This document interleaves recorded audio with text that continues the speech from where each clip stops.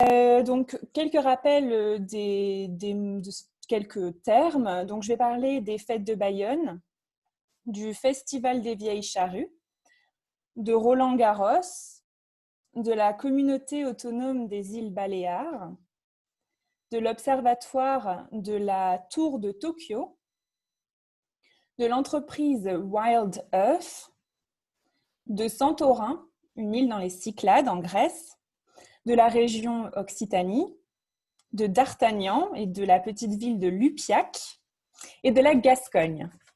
Voilà, et je commence. Chers collègues, j'espère que vous vous portez bien. Alors aujourd'hui, pour célébrer le départ en vacances du PIPS, j'ai envie de vous inviter à rêver de l'été. Partir de chez soi, respirer un peu d'air pur, savourer une liberté tant attendue. Bref, j'avais envie de vous parler de vacances.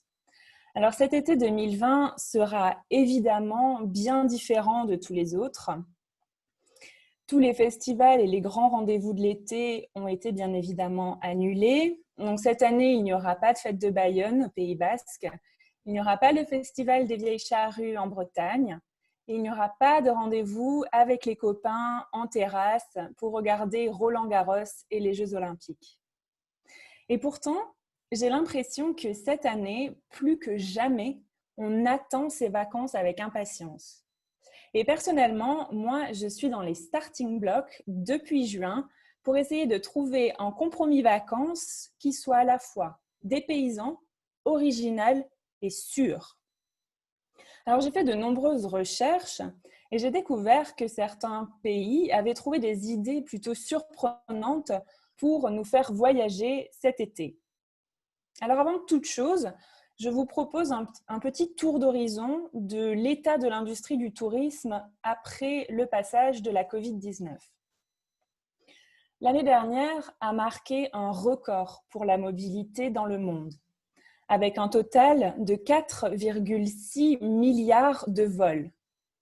En avril dernier, à peine 47 millions de voyageurs ont pris l'avion, ce qui nous ramène au même niveau de mobilité qu'en 1978.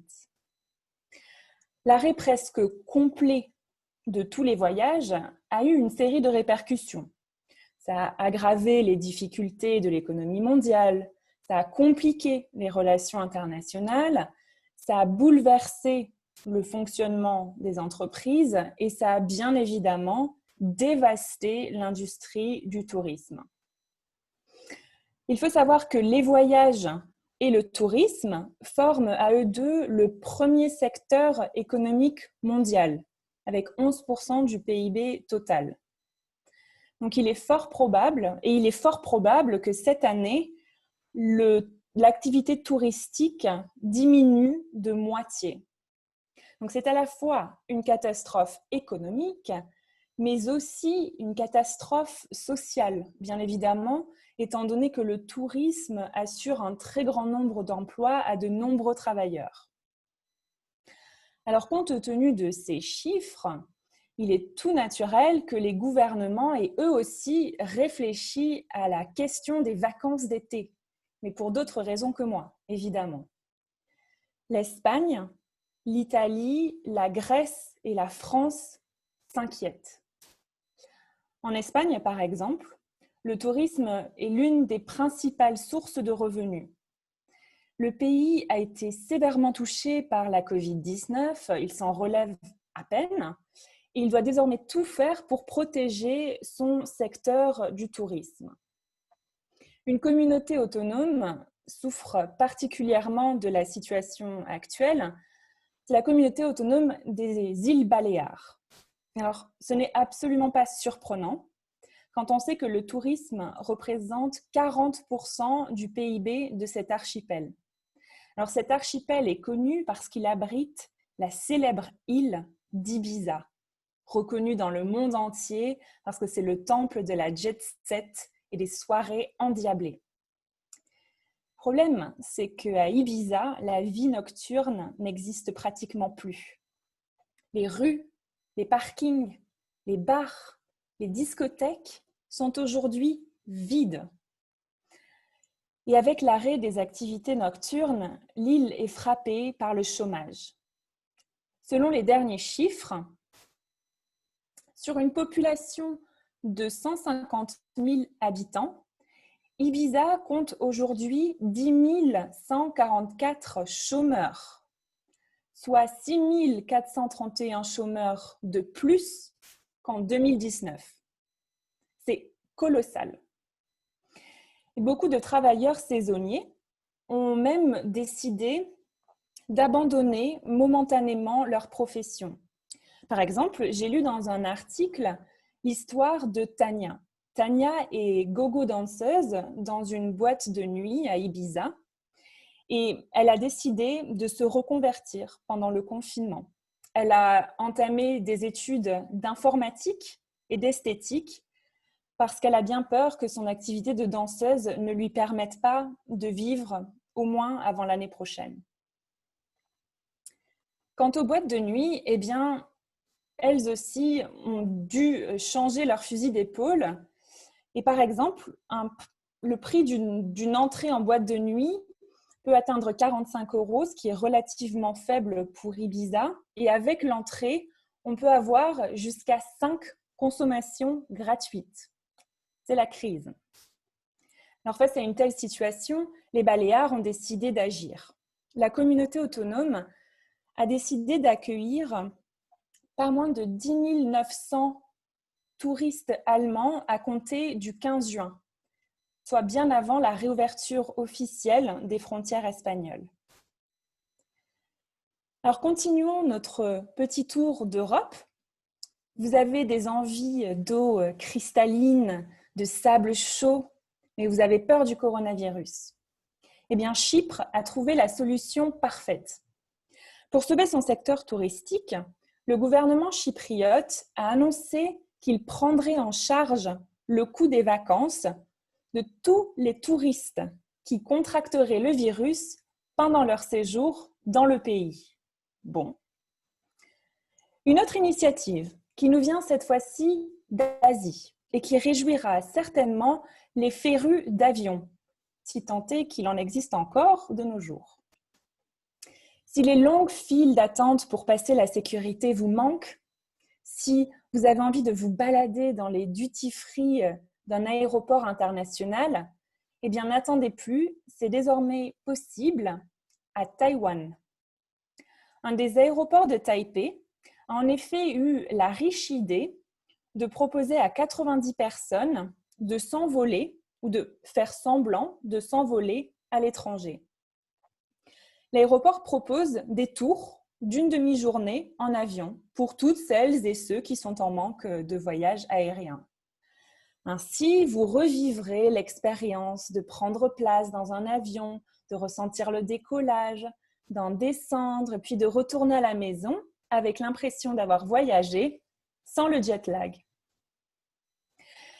Restons en Asie, mais partons maintenant au Japon. Pour le pays, l'année 2020 devait être celle de la grande prospérité du secteur du tourisme, avec les Jeux olympiques d'été, qui étaient initialement prévus en juillet et en août 2020. Les autorités nippones comptaient atteindre la barre des 400 millions de visiteurs étrangers cette année. Or, seuls 2 900 touristes étrangers ont visité le pays en avril, ce qui représente une chute de 99,9% par rapport à avril 2019. Alors, pour sauver le secteur, le gouvernement a dégagé un budget de 1 700 milliards de yens, donc ça représente plus ou moins 400 milliards d'euros, pour lancer une série de mesures de soutien. Alors, ce projet consiste à distribuer des coupons aux touristes pour qu'ils puissent bénéficier de réductions sur le prix des chambres, le prix des consommations dans les restaurants et le prix des cadeaux souvenirs. Alors, le point négatif, c'est que ces mesures se destinent uniquement aux voyageurs japonais. Si vous êtes quand même tenté par un petit voyage au Japon, c'est possible. Tokyo offre une multitude de voyages virtuels qui vous permettent de découvrir les attractions touristiques de la ville sans quitter votre canapé. Par exemple, le Musée national de Tokyo propose sur son site internet une partie de son catalogue d'œuvres. De plus, un célèbre moteur de recherche, dont je ne prononcerai pas le nom ici, mais que vous connaissez tous, vous donne également accès à l'observatoire de la tour de Tokyo, d'où l'on peut voir toute la ville. C'est vraiment fascinant, je vous conseille l'expérience. Enfin, si vous êtes plutôt aventurier, féru de grand air, bien, je vous propose à présent de vous emmener en Afrique du Sud. En Afrique du Sud, s'est implantée l'entreprise Wild Earth. Cette entreprise propose depuis plusieurs années déjà des safaris virtuels, retransmis en direct sur Internet. En fait, l'entreprise dispose de 2 véhicules sur le terrain qui sillonnent toute la brousse dans le nord-est de l'Afrique du Sud. À bord de ces véhicules, des guides commentent ce qu'ils voient et donnent des explications sur les animaux. Et vous pouvez même interagir avec eux via les réseaux sociaux. Je pense que c'est une option intéressante pour vivre un safari sans les aspects négatifs du safari, c'est-à-dire sans perturber les animaux avec des appareils photo braqués sur eux et sans faire partie de ces hordes de touristes qui déboulent et qui ne respectent pas ni le bien-être de la faune ni celui de la flore. En conclusion, on constate déjà que la Covid-19 a eu des effets considérables sur notre manière de consommer et notamment sur notre manière de partir en vacances. Il semblerait que le tourisme de masse appartienne au passé. C'en est fini de ces gros bateaux de croisière qui arrivent à Venise, de ces centaines de milliers de touristes dans de petites îles grecques comme l'île de Santorin dans les Cyclades. C'en est fini de ces tours opérateurs qui proposent 5 capitales en 5 jours. Tout ça, c'est fini. Puis nous le savons, l'industrie touristique pollue. Elle déséquilibre les écosystèmes locaux, elle met en péril les sites naturels et puis elle engendre de nombreux désagréments pour les résidents qui vivent dans des zones touristiques. C'est donc l'occasion de tester de nouvelles formules et de voir qu'il est possible de partir en vacances autrement, de réinventer nos vacances.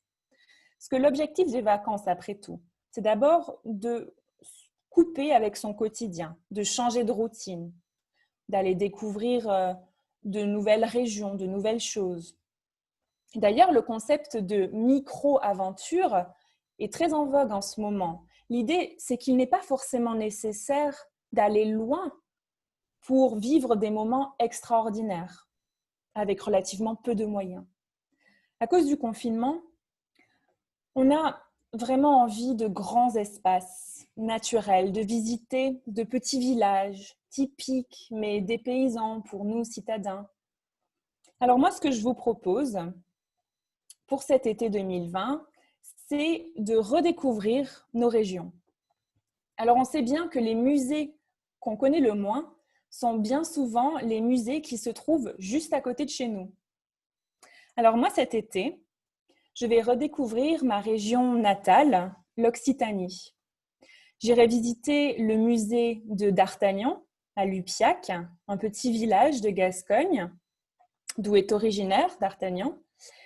Et puis, je partirai en escapade vélo et je profiterai des bonheurs simples, comme un barbecue entre amis, en famille, qui aujourd'hui vaut toutes les grosses soirées d'Ibiza. Et sur ce, je vous souhaite à toutes et à tous de très bonnes vacances.